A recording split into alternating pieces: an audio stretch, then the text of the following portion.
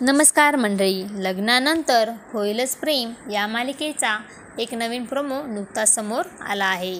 या प्रोमोमध्ये आपण असं पाहतो की काव्याला आधी किल्लेदार वकिलांनी तिच्या व पार्थच्या डिवोर्स केसविषयी विचारलेलं असतं, पण ते काव्याने त्यावेळेस हा विषय टाळलेला असतो।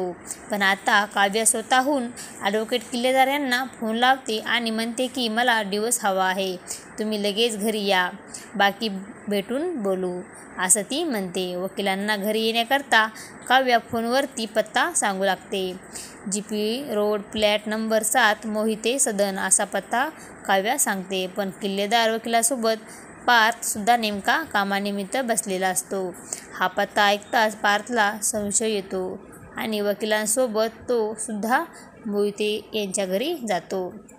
किल्लेदार वकील काव्याच्या घरी येताच काव्या दरवाजा उघडून लागते आणि आत येत असताना काव्या वळणार तितक्या तिला वकिलांच्या पाठीमागून पार्थसुद्धा आलेला दिसतो। समोर पार्थला उभा बघून काव्याला मोठा धक्का बसतो। आता काव्याला डिवोर्स घ्यायचा आहे हे सत्य पार्थला समजलेलं असतं।